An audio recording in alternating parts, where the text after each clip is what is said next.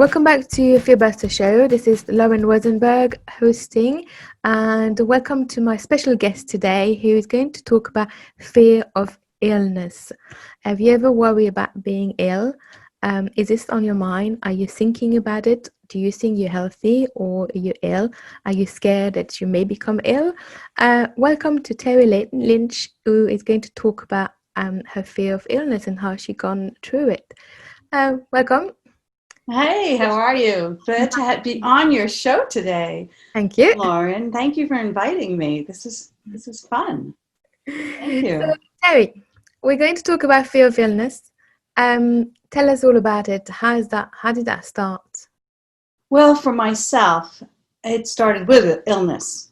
And I know anyone here who's been diagnosed with anything, there's this incredible fear that just overrides you, that your body is doing something to you, that you're out of control. For me, that's how I felt. And any information I give you here is for exactly what I did for myself and for educational purposes. And I just want to say, if I have any advice here, always check with your medical doctors and stuff. But this is things that I did and how I approached my own illness. Yes, And so for any... Yeah, Terry, you're right. For any of our listeners, anything that we do on the program is just from our own experiences, and always check with your GP and always make sure that you have professional advice. But we're talking about alternative medicine and Terry is going to share with us what helped her. So, yeah. Really what we're talking about today is the alternative you. Yes. Is the alternative you, because deep inside you is the ability to heal. Deep inside you is the voice of the body guiding you. And one of my taglines, Lauren, is the body is loving you into existence and not out of it. And I'd like to share how I got to that point through my own disease process. So years ago, back in the 90s, and this is quite some time ago, I was teaching clinical medicine at a university, and I'm a physical therapist, and I was in the physical therapy department teaching, and I was driving to work, and I lost sight in my right eye. I started just like getting blind, these blind spots, and gradually, as I was driving to work, I thought it was just the sun, and I was losing vision in my right eye. And when I got to work, I fortunately was attached to a medical center, so I got some care right away. So I went to the doctor, and he diagnosed me with optic neuritis. Can you explain? Can you explain this to our listeners? Yeah, optic neuritis, optic meaning the eye, and neuritis, inflammation of the nerve. So I had inflammation of the optic nerve, which was causing that, and that's very much related to multiple sclerosis. And that, along with other... Yep. Mm-hmm. Sorry, just before, can you tell us, our listeners, you never wore glasses before, or you had a perfect eyesight? Or yes, I had perfect eyesight. That's so right. You never had any problem before? Never. No glasses? Never. Nothing.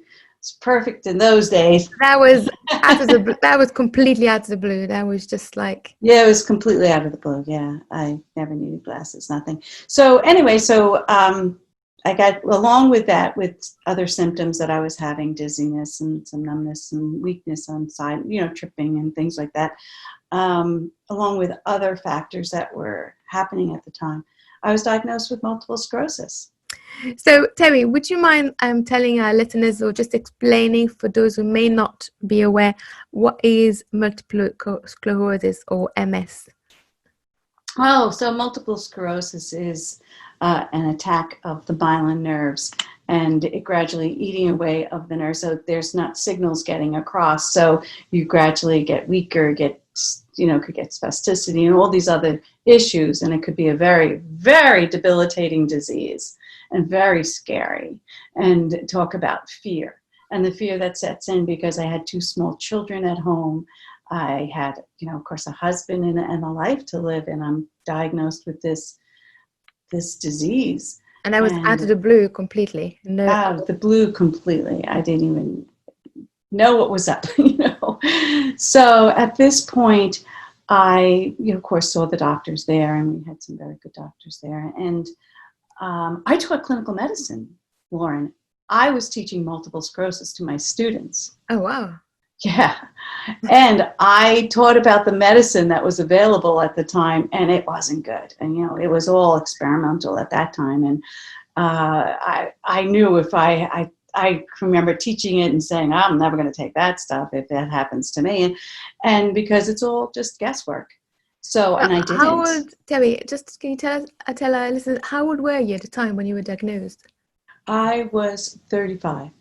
So very young. So it's very young to be diagnosed. Because usually I think majority on average is probably after 40, Or... Right, yeah, right. I would say, 35, 30, between 35 and, 35 and 38. Yes, I was pretty close during that time. No, 30s and 40s. Yeah, no, 30, that was about the time when that happens. It's about that time. And I got diagnosed, and that all the fear that comes with that is I just can't imagine anyone when they get diagnoses. It's just the dread that fills your body is just awful. And now I had to have a new way to approach it. And one of the ways was I was seeing, I actually had taken on a coach in those days, and he was telling me to do positive affirmations. And that, and along with Louise Hay's book, You Can Heal Your Life. Yeah. I got those two things. And You Can Heal Your Life really was about positive affirmations as well. So he had helped me with that. But the book was really important towards my healing. So the first thing that happened that I did was I used affirmations. So what type of affirmations? Do you remember what type of? Oh, absolutely. I know exactly what I started using because I said them over and over and over again. So the first affirmation, I lost sight of my right eye. And if you looked at Louise Hay's book, you could see that she says in the book, she gives a reason why there's a problem for that area, and then an affirmation for it, which is just phenomenal. So the problem would be, I don't like the life I was looking at. And she was correct. I didn't like the life I was looking at because I was an hour away from home. I had two small children. I had a babysitter who was watching all their milestones in there. That really did bother me that neither my husband and I were there. And I didn't realize the impact of the spiritual nature of being a mother and how important that was. I was just in the movement that I was taught is that you're a woman, you go to college, you get a job, and then you force your career and you can have these babies and somebody else can raise them. Mm-hmm. And that didn't work for me. It was really eating away at my heart. And no one told me about that there was a real spiritual connection. Of course, you find that out once you have children. And there's a real spiritual connection to your kids. And for some of us, there's a real need to want to be with them. And that was what was happening for me. I didn't like the life I was looking at, but I loved my job. I had a wonderful, wonderful position at the university. And I loved the people I work with and my faculty and my boss, and it was just just a fun thing. But now I was raising children. So Terry, do you think that those sign happens when there is a conflict? That's right. That's right. There was a huge conflict, and as Louise said, my eye was letting me know. It was giving me this message that I didn't like the life I was looking at, and it was guiding me into a newer way of being and giving me permission to take on the life that I loved, to take on a life that I would want to see. So the first thing I did is I took music, The Afternoon of a Fawn, and in those days we had tape decks. I had a double tape deck. I had a tape and I could record over the tape deck, so I had music from, it was Victoria's Secret music at the time, if anybody remembers that. But it was Afternoon of a Fawn by Debussy I started with, and it was da da da da da da, and I would voice over it 3 times each affirmation and say it in different ways. So that if you could have just imagined, Lauren, it's going da da da, and my voice is going, I look at life with love and joy. I feel safe and free. I look at life with love and joy. I feel safe and free. I look like life with love and joy. I feel safe and free. So I would say them in a way, and I would listen, and I took everything that was wrong, I put them to affirmations. And I listened to them 24/7. I just had it in the car, at home, and I played it all the time. Because part of what was happening is we all have these negative voices in our head. And they need to be addressed. And we think we're getting away with our thinking not doing anything to us. But every thought is refined energy. And thought upon thought can create something. So I really didn't like the life I was looking at the time, even though I had a wonderful job, which made it harder to leave. And I wanted to be with my children. So I started doing these affirmations. As I said, I look at life with love and joy. I feel safe and free, and I put them to music and listen to them 24/7. And Yeah, lo and affirmation behold, does need. You yeah, did. I mean, affirmation does need to, because it's we're very much programmed to look at the negative side, probably from school and how we taught and everything. So if you want to reprogram your mind, and especially when there is such condition, you have to really tune into and say the affirmation. And I'm really pleased that you're sharing that you actually use the music, because music is a frequency too. So you're putting the two together, right, they're more powerful, and the right. body It and was the mind very right. will take it even better. Right. So I chose music that really made me feel good and was calming and relaxing. So I took classical music from off of these Victoria's Secret cassette tapes at the time, which we now don't even have anymore. So it was that. And you know what? The amazing thing, Lauren, is I started to get better. Listening to these tapes, changing how long would you say? the frequency. Within 2 weeks, absolutely within 2 weeks, I started to regain some vision in my eyes, and my right eye, and I gradually just started to get better and better and feeling better. And that was remarkable to me, because I'm in a research institution, and the only big research question was, why am I getting better? Why is this working? And it was kind of awkward to try and bring this to the faculty, because this wasn't supposed to be the way things were supposed to be. You're supposed to go in medicine. You're supposed to follow the doctor's orders. You're supposed to do other things. And now I realize the most important thing is that I'm the one I'm looking for, and I must take my advice and sort things out. Yes, as I said to everyone, go make sure you touch base with your medical doctor. But for me, at this point, I did not take the advice of medicine and go on these drugs that were experimental. And I decided to use Louise Hay's book and take the advice she had in there, You Can Heal Your Life, and change my life with that. And so that's where it started. And interestingly enough, for most people, when they have disease processes, what can heal is food, and that is amazing. The nutritional medicine of food is incredible. Yet for me, that didn't start there. It didn't start there. It started with changing my thought. Yeah, and that was quite remarkable for me, because with a change in spirit, with a change in attitude, I began to feel better and more confident in myself.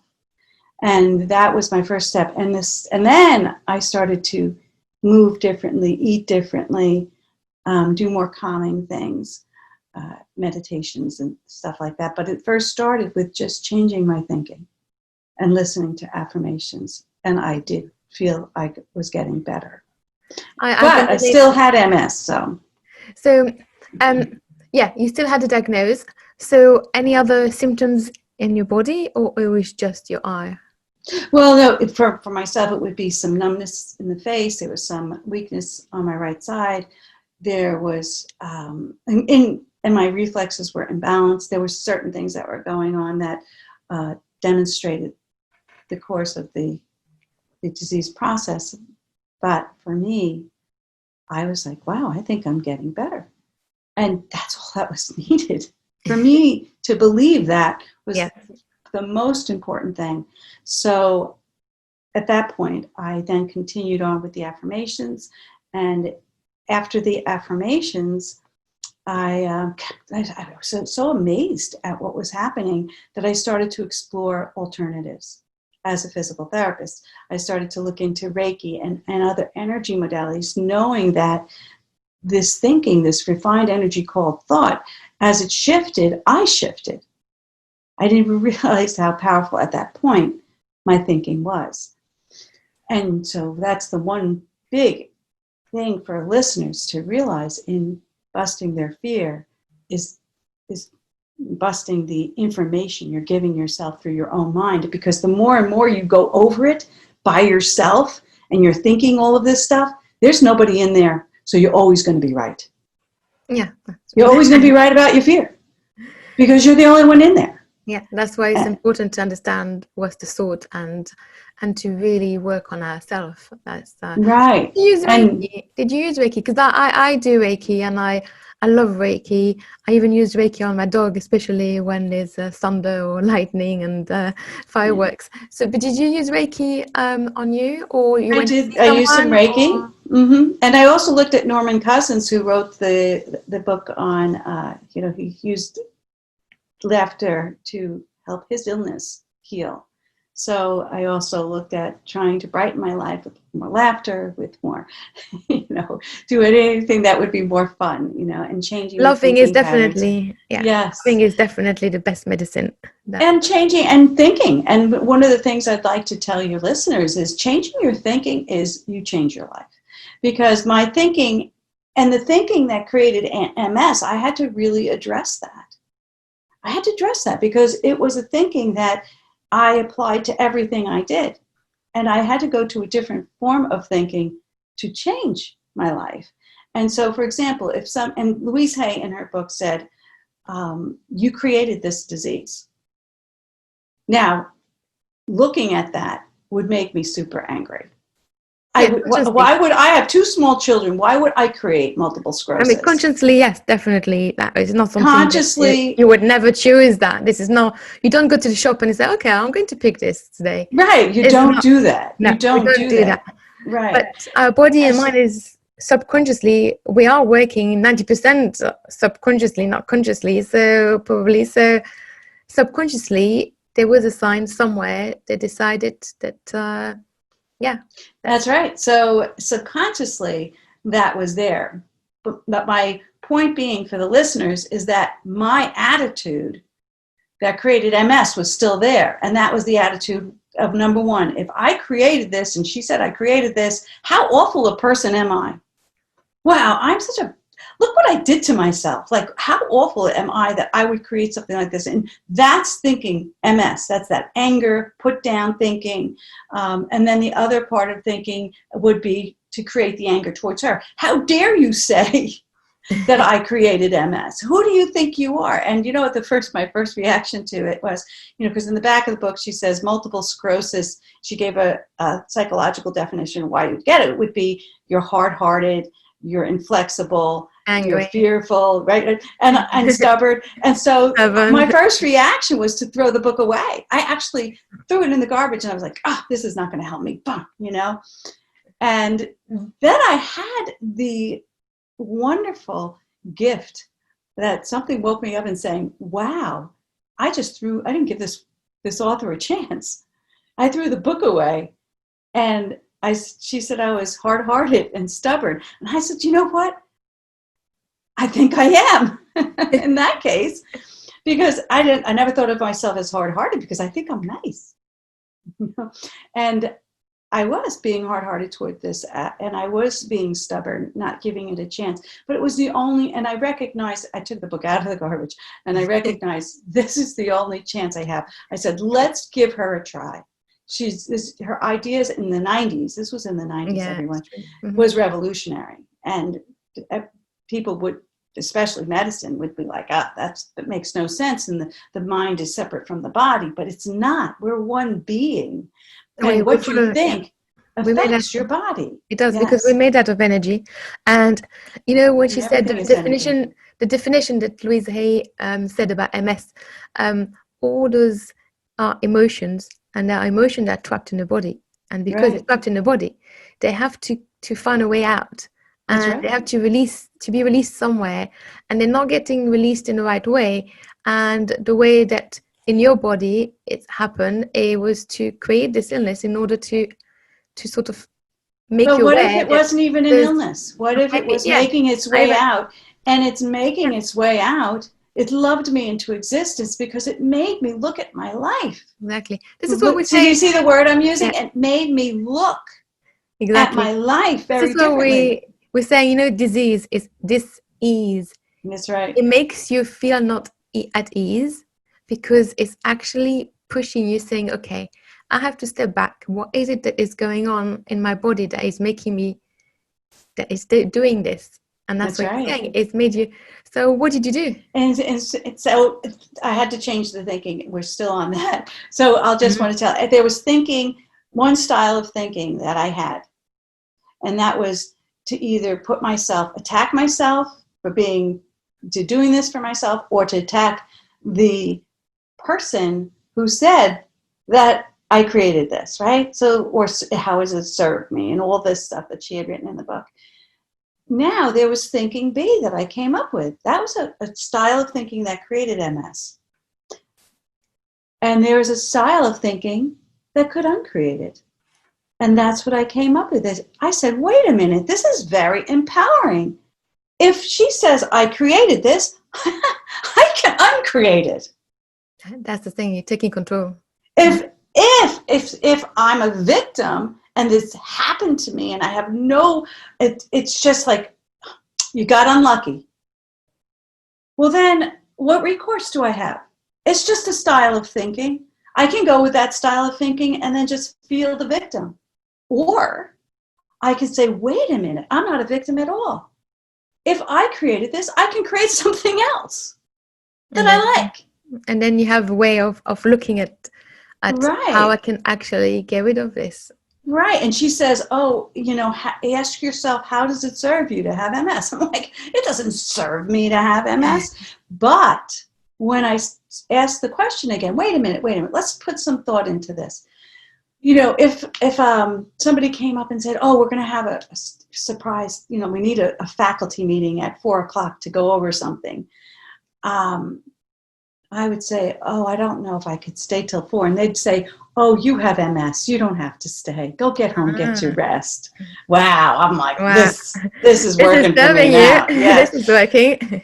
So, but one of the things that happened after a while, as I looked at what was going on within myself, I realized that in my work situation in society, it seemed like I always, if I couldn't go to work, or if I couldn't get to something, or if I couldn't accomplish something better be wrong with me if I'm going to say I can't do this or that or the other thing, or to even say no to something.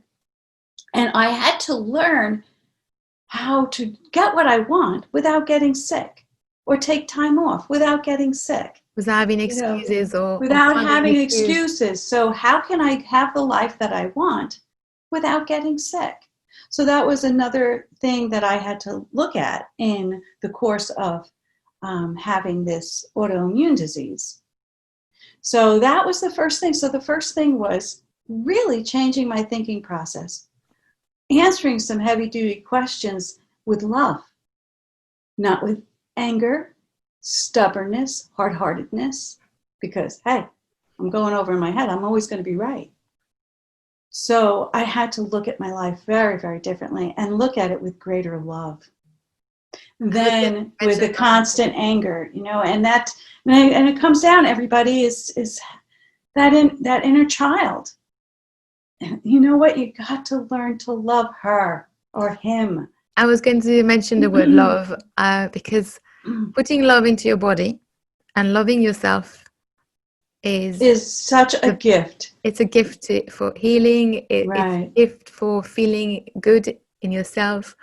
But it needs a shift. It does need a shift. It really, and for me, the shift came when I got sick. And so I tell you, my body did love me into existence, because the type of thinking that created MS, if I stayed in that victim mode and that angry mode and the stubbornness I had, and or whatever was going on at the time, if I stayed in that angry mode, I could have been in a wheelchair by now. Yeah. And sometimes I think if I followed the course of medicine with these experimental drugs and went that way, I might be in a wheelchair by now. Who knows?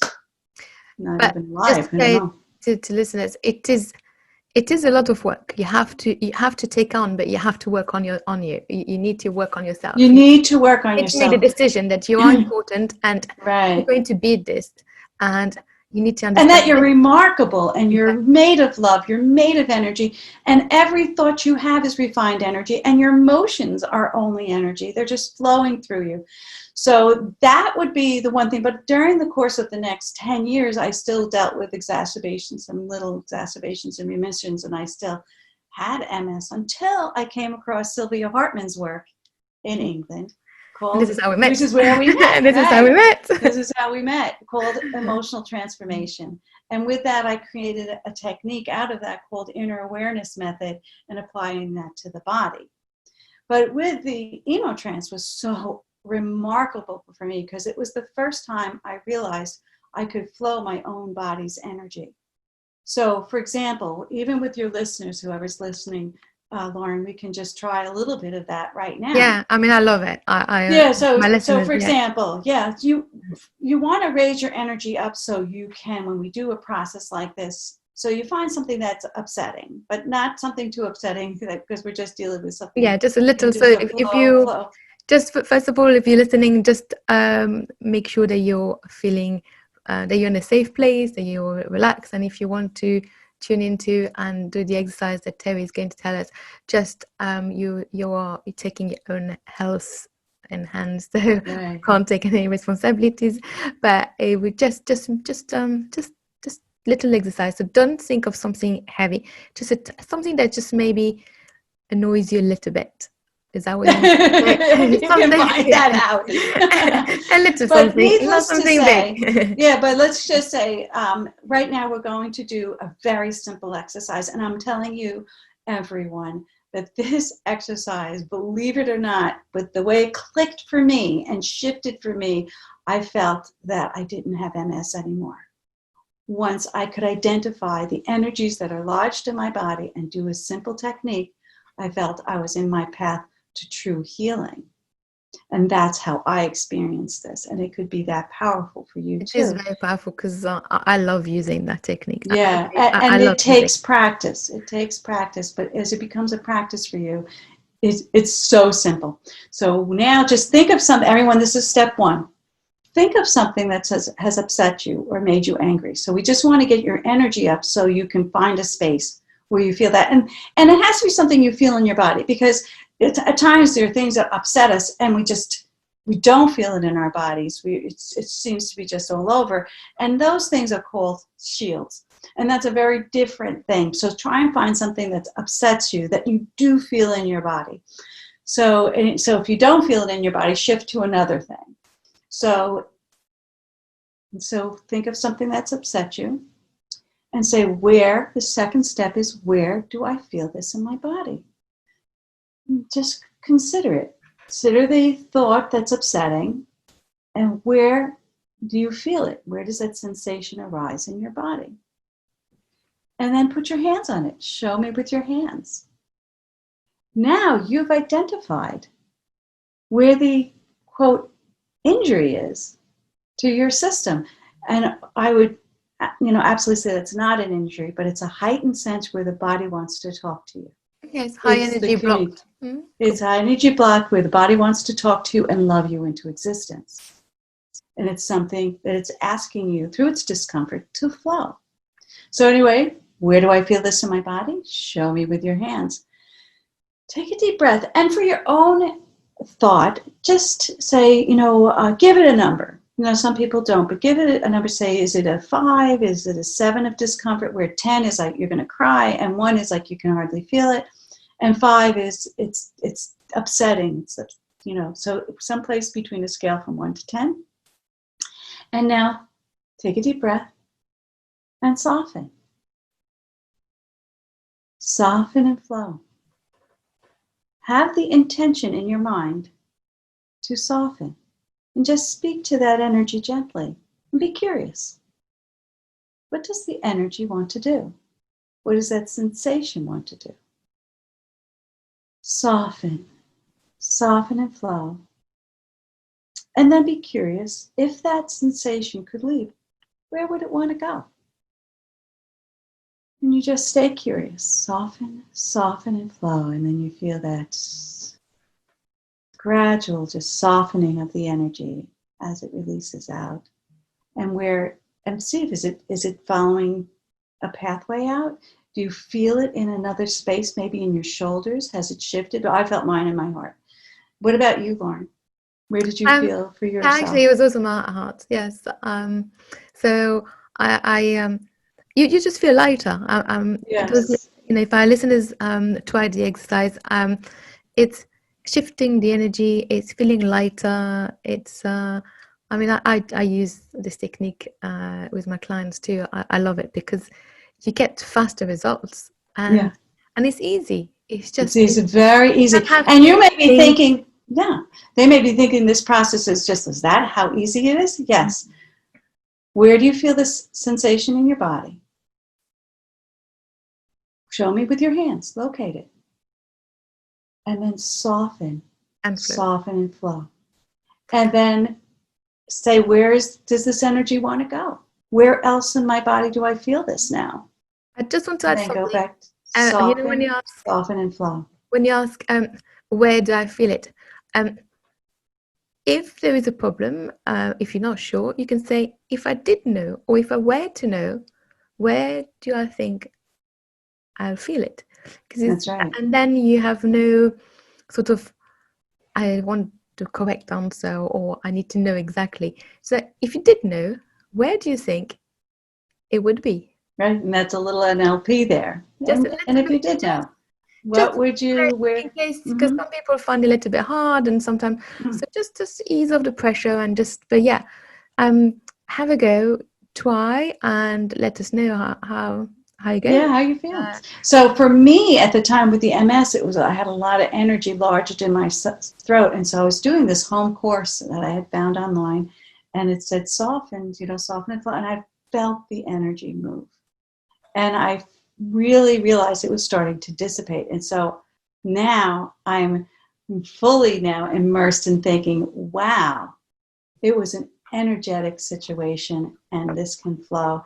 And once with doing the emotrance and then softening and flowing, and then also applying it to my body through the inner awareness method, I felt I didn't have MS anymore. I really felt now that my body has taught me so much about myself and about my energy that I didn't think I had it anymore. So I went back to the doctor, and and he said, let's see, what did he say again? I said, I don't think I have this anymore. And he says, no, I think you're suspicious for it.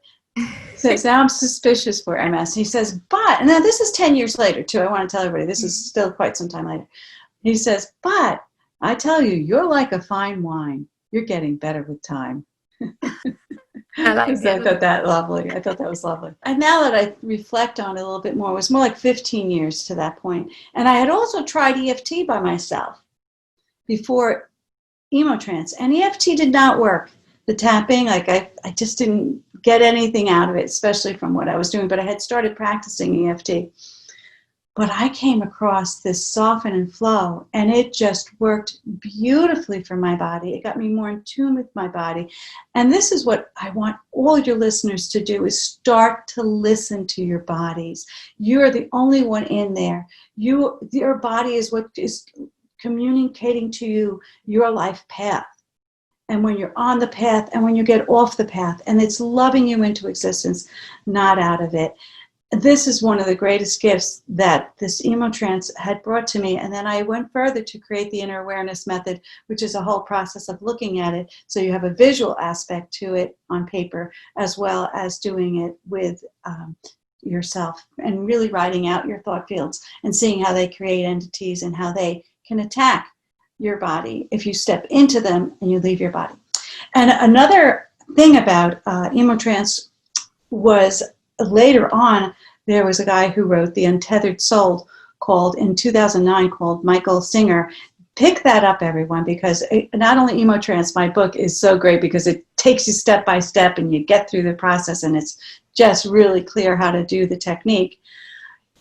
And then Michael Singer's book, The Untethered Soul, he uses relax and release. He ended up finding out a similar pathway.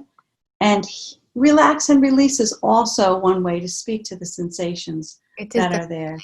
because I think where we get a little bit wrong is very often we think that we can keep going, going and going, and we have the idea maybe that we're just like a car, that we just keep going, and if something goes wrong, we just repair it and we keep going. But we're not a car. We have our mind, and our mind is so clever that it will send us some messages in our body to tell us, okay, you need to look at this or you need to look at that, and our body expresses itself, and this is why soften and flow, or relax and release, are so important, because we can't just keep going. We need to sort of breathe and take time and allow ourselves to do some meditation, relaxation, fun, whatever will help you, but just to make sure that we're kind to ourselves. And that's right, that you're kind to yourself. That is, and not pushing us all the time, running around thinking that we can do everything, or that we have to do things. That it's okay sometimes to just step back and say, okay, I need some time for myself, and I need to just recharge my batteries. I need to understand my body, listen to your body, because deep down we all have the solution inside. I believe Yes. we all have the solution. When you start listening to the observer, now this is the next key factor here. We all have the solution inside, but your listeners may say, thinking, how? Because wait a minute. And now remember, this is the thinking I had when I had MS is, oh, how could this book be right? Or how could this, no, she doesn't know my life. She doesn't have my situation. She doesn't have, that type of thinking is every thought is on a frequency that you have. And if you're listening to that frequency, it's going to stay that way. It's like you could be radio. Mm-hmm. It's like radio. You tune into one channel, you can only stay on that. Tune in. You have to literally tune and change that frequency, and it is work. And like you said, it took time. It doesn't just happen over time. It just like that. It's over 10 years. You got your life back. And this was a big shift. And the shift, and that's what you want to look for in yourselves, for the listeners here, looking for the shift, because look at the way you're thinking and observe your thinking. You want to observe your thinking. And one of the ways that you can do that, and this is another key step, is start to be the observer of what's happening. So where you feel the energy arise, notice that it's usually in front of you. Can you stop and think, oh, I'm behind that energy. I can see that sensation. I can feel that sensation. It's in front of me. And from the state of the observer of the energy. And then you can also observe, oh, I can observe all the thinking that's going on in my head. Can you observe and step back and observe the thinking? Especially, and the way, great, and look, what I love about Michael Singer is, how do you do that? How do you do that? You, by watching your thinking. And now I'll give that example briefly. So if you're driving in a car, Lauren, are you usually thinking in your head, I have to do this, I have to do that? Are you usually talking in your head, I have things to go, I have places to, I better go pick up my daughter, I got to go to the grocery store. I mean, that goes on in your head, would you say? You hear things goes into, I mean, it's like, you hear yourself talking, right? Because you're on autopilot. If you've been driving for quite a while, you just know you're doing everything automatically, so you're just thinking ahead, and you're thinking ahead. Do you hear that? Thinking ahead. Thinking ahead. So she's thinking ahead. So she's talking in her head, and you're talking in your head, and you can hear yourself talk, right? You're listening to yourself talk. Okay, so there's talking going on, yes? Mm-hmm. And I usually what I do is like, I love that time. I take my kids to school, and on my way back, I just do affirmation in my head, because this is my time. But you're talking to my head, to my mind. Right. You're saying the affirmations in your head, so you're talking, and you're listening to them, right? Yes, exactly. You can hear yourself listening to the affirmations, yes? Yes. So are there two of you? I mean, there's a talker. Yeah. And there's a listener. Yeah. So there's two things are going on. And what I'd like to address for the audience here today is I want for you to ask, I can listen to myself talk. What you want to do is embrace the listener, because the listener is your observer. And at any point, the listener can stop the talking. So for example, to that, so now, Lauren, even if you're saying nice positive affirmations or you're saying stuff, and let's say some of you may have cyclical thinking that just keeps on going on, and you want to stop that thinking. All you have to do is come to here, spend time with the listener, step back, spend more time with the one who's listening to this, and then just say, from the listener, stop. What's my next thought? All of you, say that to yourself. Stop. What's my next thought? And listen. There's nothing. When you ask that question, the synapses will stop. What's my next thought? And for a moment, there will be nothing. Take a deep breath. And that's a theory where I think Deepak Chopra or somebody said, that's the space where God can enter. And now you are the listener. And there's for a moment, nothing. Now, then if you want to address the energy that has arisen, you're coming from a place of the observer. It's in front of me. Soften and flow. So those are some techniques that the listeners can take with them that are just so important. I was going to say, they're important because especially now, we all over the world, we're in the pandemic.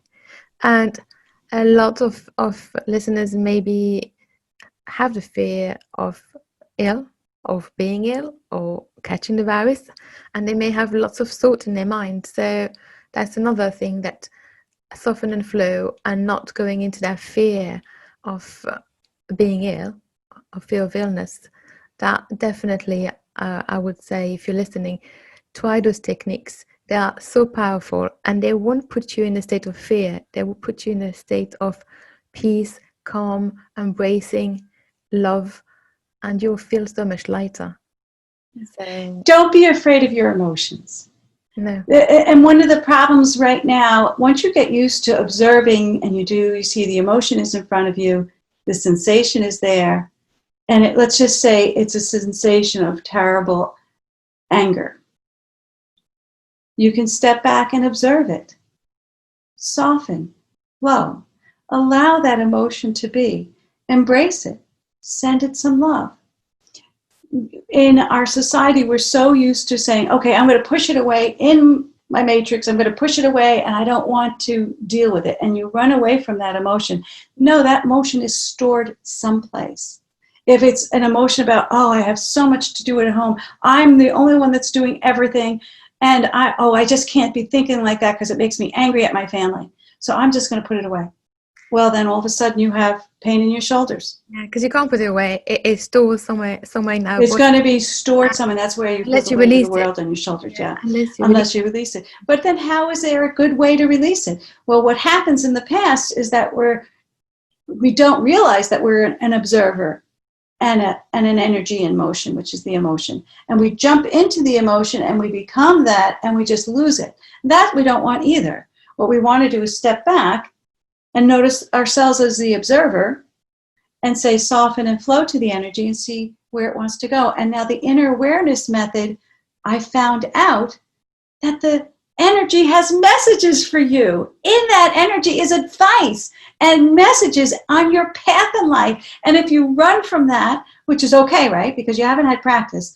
But when you run from it, you don't get the message and it's bound to be repeated.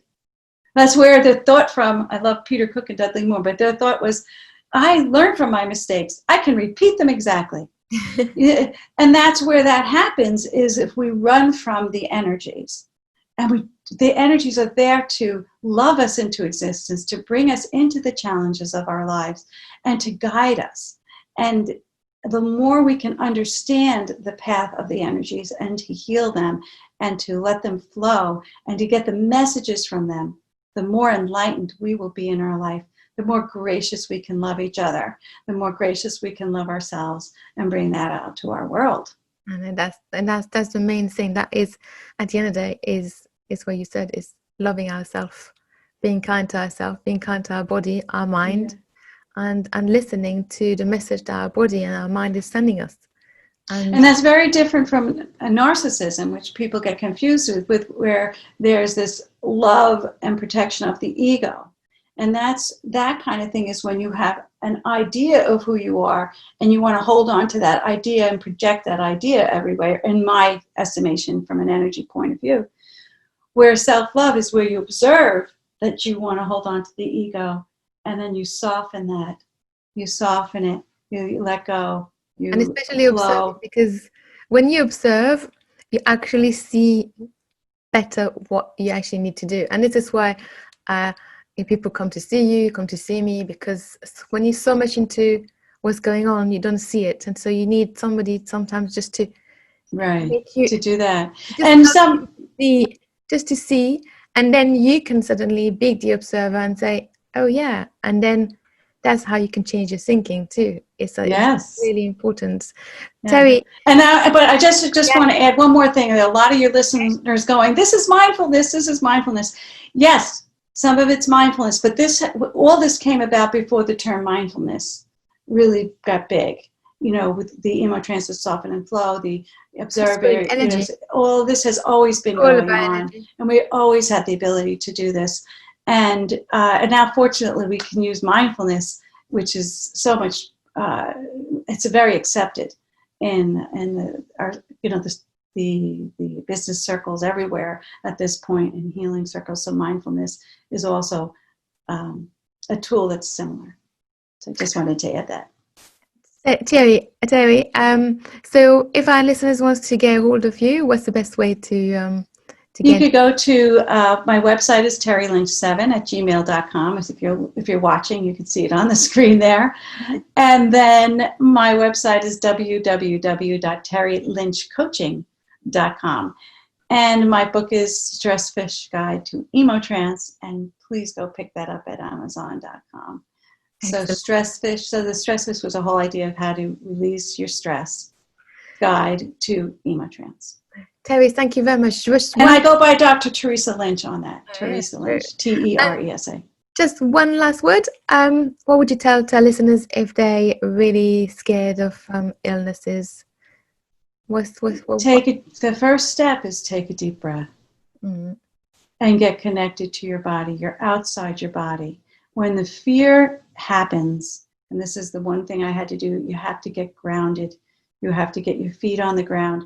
You're the only one in your body. Somebody told you something about your body, but you're the only one in there, and you inside have the power to listen to what's going on and to heal. Your body has an incredible capacity to heal. And when you have that fear, get somebody close to you. As my husband helped to ground me. Share your fears and get into that place where you can send some love to that fear if you can, and embrace it, because it has on the other side for you an incredible message of love and your path in life. You're awesome people. There are always going to be challenges. There's always going to be diagnoses. But your ability to listen and love and embrace yourself is going to make all the difference in the world. So. Thank you very much, Terry. Thank you very much to our listeners. You're listening to Terry Lynch, and this was a Fearbuster show. If you're suffering from a fear, a phobia, or any unusual fear and would like to share it with our listeners, please get in touch with me, Lauren Rosenberg, and looking forward to seeing you next week talking about another fear. Bye.